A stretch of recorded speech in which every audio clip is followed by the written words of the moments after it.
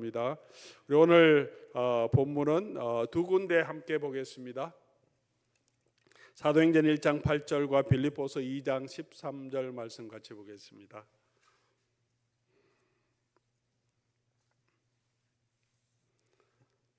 사도행전 1장 8절과 빌립보서 2장 13절 말씀입니다. PPT로도 준비되어 있으니까 우리 같이 읽겠습니다. 오직 성령이 너희에게 임하시면 너희가 권능을 받고 예루살렘과 온 유대와 사마리아와 땅 끝까지 이르러 내 증인이 되리라 하시니라. 또 빌립보서 2장 13절 말씀입니다.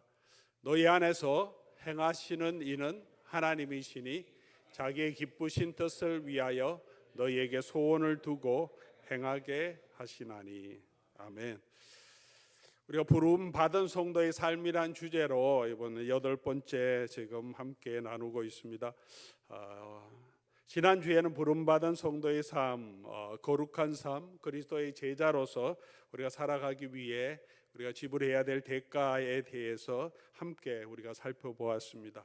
소명을 받은 자는 자기를 부인해야 한다는 말씀을 드렸습니다. 자기를 부인하고 자기 십자가를 지고 나를 따르라고 예수님이 우리를 불러주셨습니다. 부름받았기 때문에 우리의 뜻이 아니라 이제 부름받은 불러주신 그분의 뜻을 따라 사는 것이 사명자의 삶이 되겠죠. 그러므로 절제하는 마음이 필요합니다. 운동선수도 자기가 가지고 있는 사명이 있기 때문에, 군인들도 부름받은 사명이 있기 때문에 절제합니다. 자기의 욕심을 절제하고 하고 싶은 일도 절제하고 생활도 절제합니다. 우리도 하나님께서 우리를 불러주셨기 때문에 우리 욕심을 절제하고 우리 생활에도 절제가 필요합니다. 말씀대로 또한 순종해서 걸어가야 한다고 말씀을 드렸습니다. 부름 받았기 때문에 그렇습니다. 그렇기 때문에 우리가 안락하고 평안한 삶이 우리 앞에 있다는 것은 기대할 수 없겠죠. 부름 받은 그 삶을 살아가기 위해서 편하고 쉬운 삶이 아니라 때로는 어렵고 힘든 삶이라도 견뎌나가는, 또 고난과 박해도 견디는 인내가 필요하다는 말씀을 드렸습니다. 그런데 하나님께서 우리가 이런 부름받은 성도의 삶을 살아갈 때 그대로 그냥 우리가 스스로 힘을 내서 이 일을 감당하도록 두시지 아니하시고 이런 일을 할 수 있는 능력을 우리에게 주신다고 약속을 해 주셨습니다. 그렇게 하신 것은 우리 스스로 우리가 마음과 뜻과 힘을 다하여 하나님을 사랑하고 우리가 우리 힘을 다해서 충성해야 하지만 우리의 힘으로만 우리가 이 일을 감당할 수 없기 때문에 그렇습니다. 오늘 우리가 읽었던 사도행전 1장 8절 말씀은 우리에게 예수님의 증인이 되라는 정말 놀라운 사명을 우리 모든 성도에게 주셨는데, 그냥 우리의 힘으로 되는 것이 아니라 먼저 성령이 너희에게 임하시면 권능을 받고 성령께서 우리에게 능력 주셔서 그 능력으로 할 수 있도록 해 주신다고 약속해 주셨습니다. 빌립보서 2장 13절 말씀 가운데도 우리 안에 소원을 주사 우리가 하나님을 섬기고 싶은 마음도 주시고 열정도 주시고 그리고 그 일을 행하게 하신다. 우리 안에서 성령께서 역사하셔서 우리로 하여금 그 일을 행하게 하십니다. 우리의 힘으로 거룩함을 이루고 우리의 힘으로 주의 일을 하려고 하면 갯벌에서 배를 끌고 가는 것 같이 힘들 어려움이 있습니다. 진보는 있지만 조금씩 앞으로 가긴 하지만 너무너무 힘들어서 지쳐서 할 수 없습니다. 그러나 성령께서 우리 가운데 역사하시며 갯벌에 물이 들어와서 그 물 위를 보트가 흘러가듯이 그 물 위에 흘러가는 것뿐만 아니라 돛을 세우고 바람에 밀려가듯이 우리 노력이 아니라 하나님께서 그 일을 하게 하시고 우리의 노력으로 조금 1m, 2m 하나 두 개를 이루는다면 성령께서 우리와 함께 하시면 30배, 60배, 100배의 일들을 할 수 있도록 성령께서 우리 교회에게 능력도 주십니다. 성령께서 우리에게 주의 부르심에 합당한 일을 할 수 있도록 어떤 능력을 주십니까? 아주 중요한 것은 먼저 성령께서 우리와 함께 계시며 우리에게 할 말을 주신다라고 말씀하십니다. 성령의 다른 이름은 보혜사라고 말합니다. 여러분 들어보셨죠? 요한복음 14장 16절 말씀입니다. 내가 아버지께 고하겠으니 그가 또한 다른 보혜사를 너에게 주사 영원토록 너희와 함께 있게 하리라. 다른 보혜사, 이게 성령에 대한 말씀이죠. 다른 보혜사, 성령을 보혜사라고 말합니다. 보혜사는 한국어도 전라도에 있는 사찰 이름이 아니고, 보혜사는 이 헬라어로 말하면 파라클레토스라고 합니다. 파라는 옆에 있다, 클레토라고 해서 함께 서 있다, 옆에 서 있는 사람. 그래서 영어는 헬퍼 또는 카운슬러 이렇게 번역합니다. 한국말로 보혜사 하니까 굉장히 어려운 말인데, 옆에 서서 도와주는 사람이 파라클레토스입니다.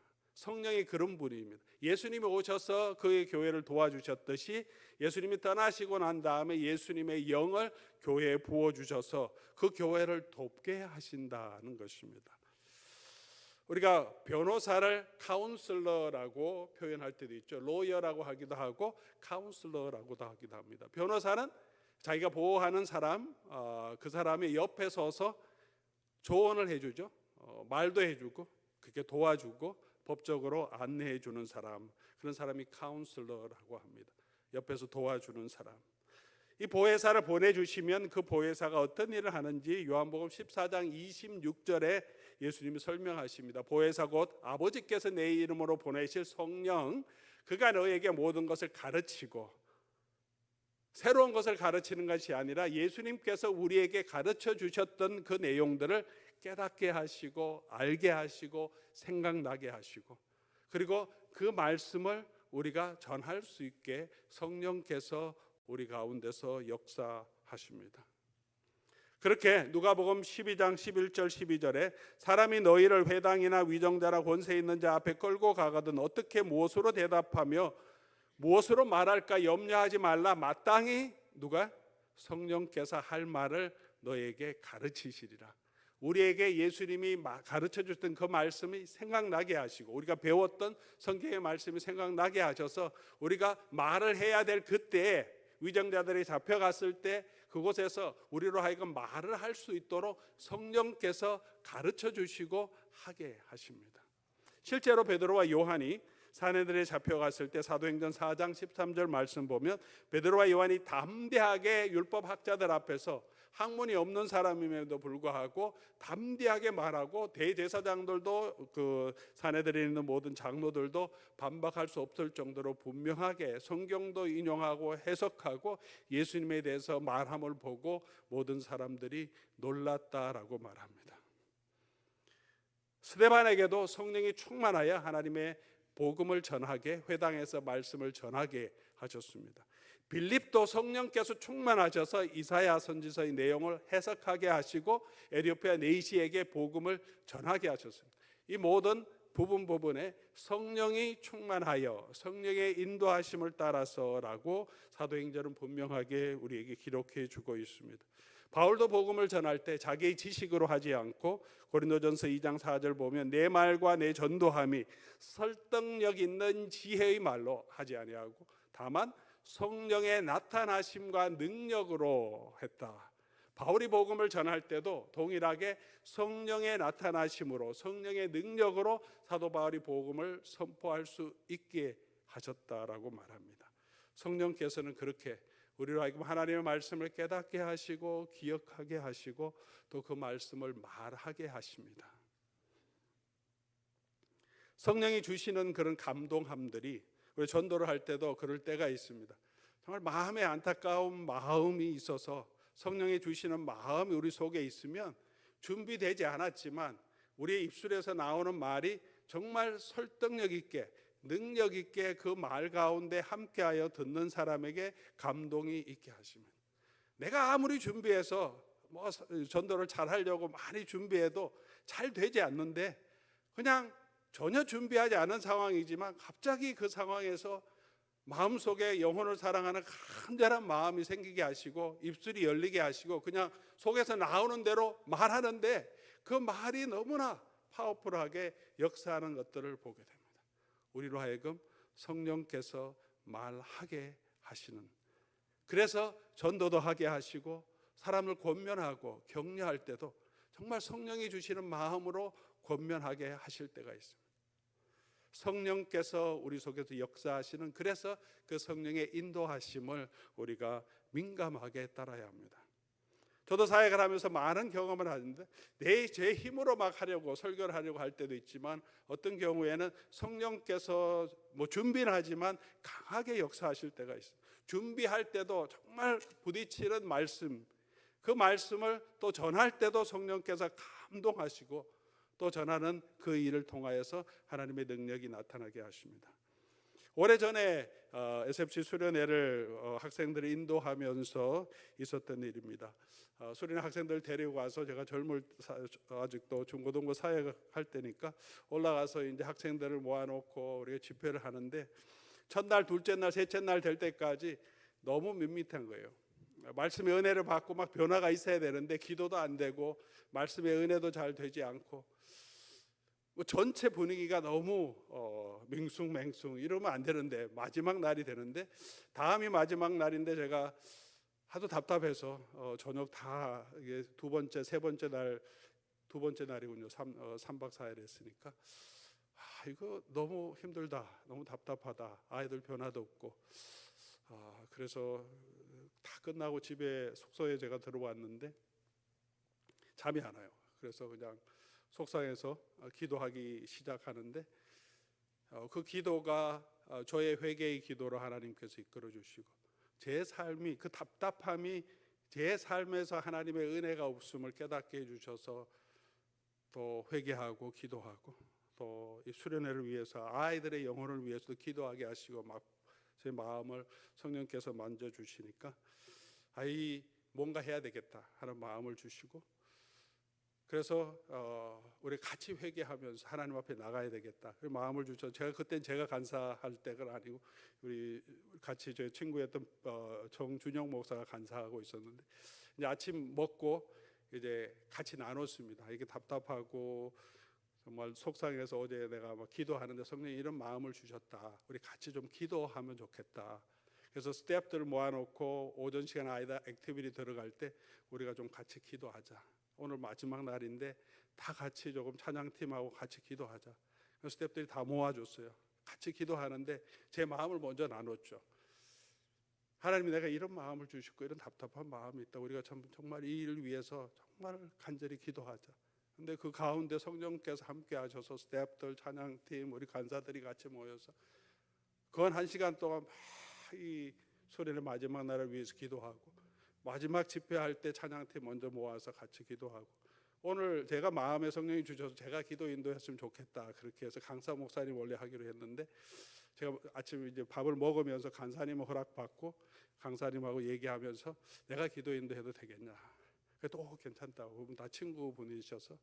그래서 설교 끝난 다음에 제가 영어도 더 짧고 강사 목사님 완전히 이세권이라서 영어 너무 잘하는데 제가 1.5세고 영어도 잘 안 되는데, 그럼에도 불구하고 하나님께서 주시는 마음, 그 말씀을 선포할 때 학생들이 제 말에, 제가 하는 브로큰 잉글리시지만 그럼에도 불구하고 정말 큰 회개의 역사가 나타나서 많은 학생들이 하나님께로 돌아오는 역사도 나타납니다. 일부러 하려고 해서 되는 일이 아니죠.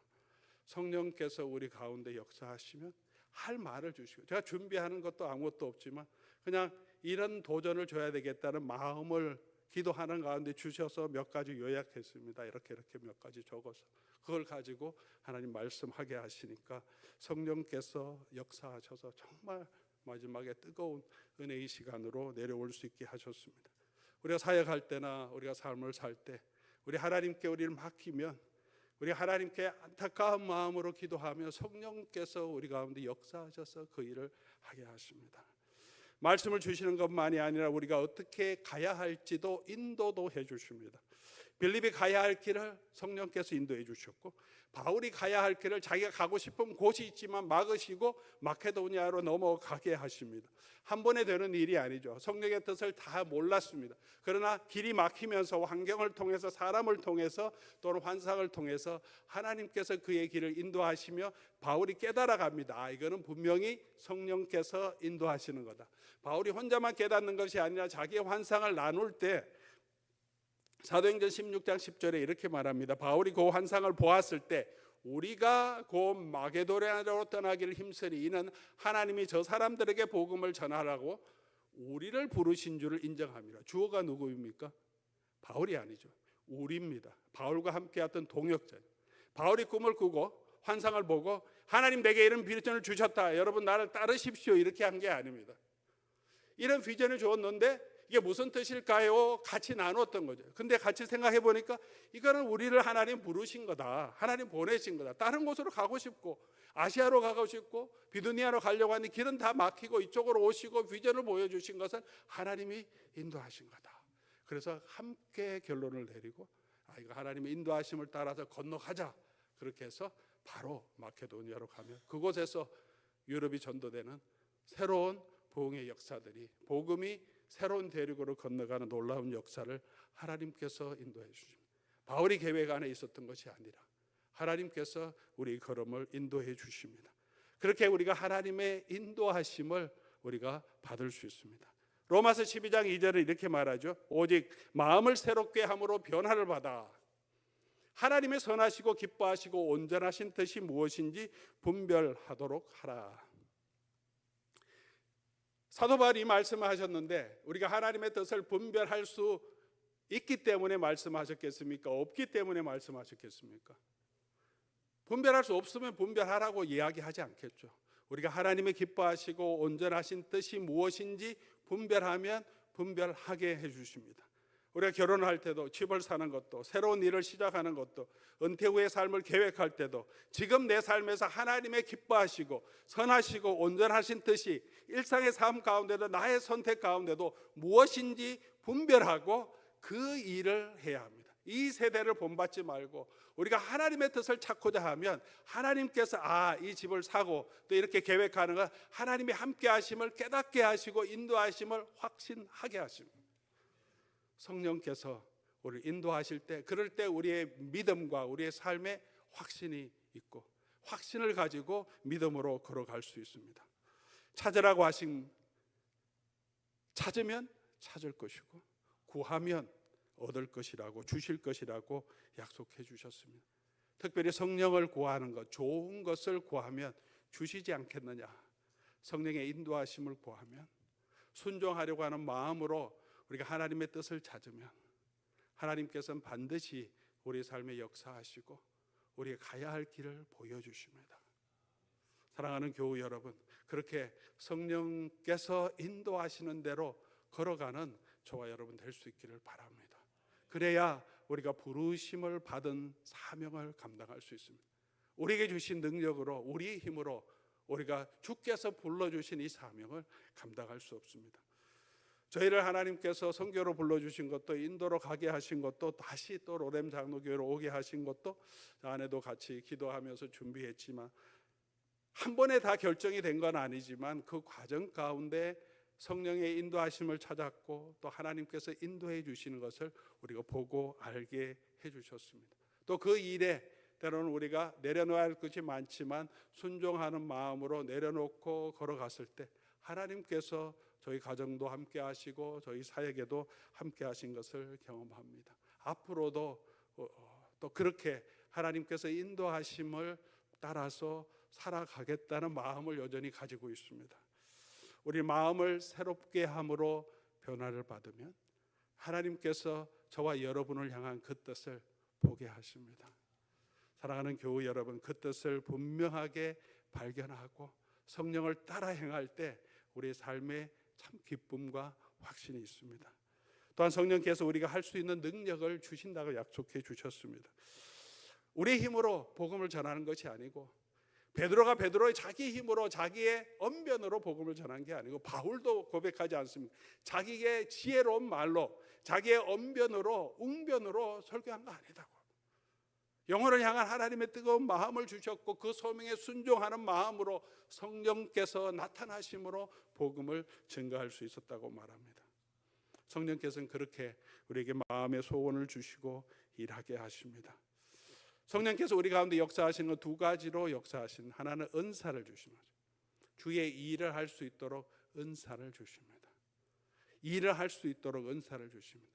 설교도 하게 하시고 봉사도 하게 하시고 사랑도 하게 하시고 섬기게 하시고, 두 번째는 성령의 충만함으로 주의 능력으로 함께 하시고, 은사로 함께 하시고 성령 충만으로 함께 하시고, 은사는 구체적으로 하는 일의 방식이고 성령 충만은 그 일을 할 수 있는 기쁨의 능력을 우리에게 말합니다. 사랑하는 교우 여러분, 그렇게 우리가 성령에 충만할 때, 성령의 은사를 의지할 때, 우리가 우리의 힘으로 할 수 없는, 우리의 기본적인 생각과 경험으로 되지 않는 성령께서 주시는 대로 순종하고 걸어가면 나타나서 일하게 하시는 것, 이게 성령의 은사라고 말합니다. 성령의 충만함을 주셔서 자원함도 주시고 자족함도 주십니다. 사랑하는 교우 여러분, 그렇게 우리 성령의 능력을 의지하며 우리가 믿음으로 걸어가고 우리 신앙생활도 감당할 수 있기를 바랍니다. 아무도 없어도 성령께서 함께 하시면 혼자 찬송해도 기쁘고 감격이 넘치게 하십니다. 사람 없다고 낙심되지 않고 우리 하나님께서 주시는 그 은혜 위에 우리가 서게 하시고 그 성령의 능력으로 우리가 주변 사람들을 하나님의 사랑으로 예수 그리스도의 증인으로 서게 하실 것입니다. 성령께서는 또한 우리와 동행하시며 우리를 위로해 주시고 격려해 주십니다. 사도행전 18장 9절에 사도 바울이 밤에 주께 환상 가운데 바울에게 말씀하시되 두려워하지 말며 침묵하지 말라라고 말합니다. 사도행전 18장 9절. 사도 바울이 고린도에 갔을 때 밤의 환상 중에 바울에게 말씀하셨습니다. 우리 사도행전 강의하면서 고린도의 모습들, 고린도가 얼마나 상업적인 도시고 또 얼마나 또 세속적인 도시고 얼마나 음란한 곳인지를 보여드렸는데요. 그 도시 가운데 바울이 섰을 때 얼마나 막막하고 답답했는지 많은 두려움이 있었던 것 같아요. 선뜻 나가서 시장에 가서 복음을 전하지 못한, 쭈뼛쭈뼛하고 그 전에 하지 못했던 그런 두려움이 있었던 것 같은데, 밤에 주께서 환상 가운데 바울에게 말씀하시되 두려워하지 말라, 침묵하지 말라, 이곳에 구원 얻는 많은 백성이 있다고 바울을 위로해 주십니다. 한 번이 아닙니다. 사도행전 23장 11절에 가서 보면 그 밤에, 그날 밤에 주께서 바울 곁에 서서, 또 바울 곁에 서서 이르시되 담대하라, 내가 예루살렘에서 나의 일을 증언한 것 같이 로마에서도 증언하여야 하리라. 이 밤이 언제냐면 사도 바울이 예루살렘에 올라가서 복음을 전하겠다고 죽음이 있을지도 모른다고 하는데 그 반대는 무릅쓰고 예루살렘에 올라갔다가 사도 바울을 이 이방인을 데리고 성전에 들어온 줄 알고 유대인들이 달라들어서 죽이려고 사도 바울을 성전 밖으로 끌고 나가는데 로마 군인을 보고 사도 바울, 이게 폭동 같은 게 일어날 거니까 사람을 보내서 바울을 잡아갖고 지금 브라이드 오리온이 이 로마 군영으로 그를 끌고 가는 그 밤에, 그래 잡혀서 그런 소동 가운데 그 밤에 로마 이 안토니오 망대 안에서 감옥에 갇혀 있을 때 진짜 죽을지도 모르고 바로 그 다음에 바울을 죽이려고 하는 암살단이 조직되고 바울의 생명을 노리는 자객들이 있는 그 상황에서 주께서 밤에 바울 곁에 서서 담대하라 말씀해 주십니다.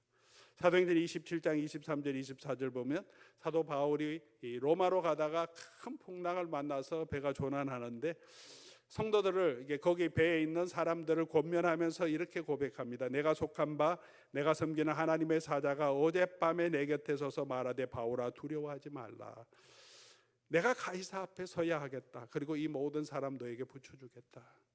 하나님이 다시 바울의 곁에 서서 그를 위로해 주십니다. 생명의 위험이 있는 그 풍랑 가운데 있는 배 안에서. 디모데후서 4장 17절은 사도 바울의 마지막 편지이고 그의 인생의 유언적인 고백을 담고 있는 책이 디모데후서 4장 17절입니다. 그때 바울이 이렇게 고백합니다. 주께서 내 곁에 서서 나에게 힘을 주시면. 죽을 지 얼마 있으면 자기 목숨이 이제 사형당하고 처형당할 수밖에 없는 상황을 짐작하고 있는데 주께서 내 곁에 서서 내게 힘을 주시마. 바울의 인생 가운데 늘 힘들고 어려울 때, 특히 위기의 순간마다, 두려워할 때마다 주께서 그의 곁에 서서 나를 도와주셨다는 고백합니다. 그 성령의 능력으로 지켜주심으로 바울도 순교의 자리에 갈 수 있었고, 베드로도 그렇게 주의 성령께서 그를 붙들어 주심으로 그의 삶을 온전히 하나님 앞에 드릴 수 있었습니다. 베드로가 힘들고 어려웠고 예수님 부활하신 후에도 어떻게 할 줄 몰라서 다시 물고기 잡으러 가겠다고 그냥 다시 갈릴리 바다로 고기 잡으러 가버렸을 때, 그동안 예수님을 따르면서 섬겼던 모든 것을 그냥 완전히 포기하고 다시 돌아서 그냥 원상태로 돌아가려고 했을 그때, 예수님께서 그 새벽에 갈릴리 바닷가로 찾아가셔서 베드로를 만나 주시고 그에게 새로운 사명을 주셨습니다.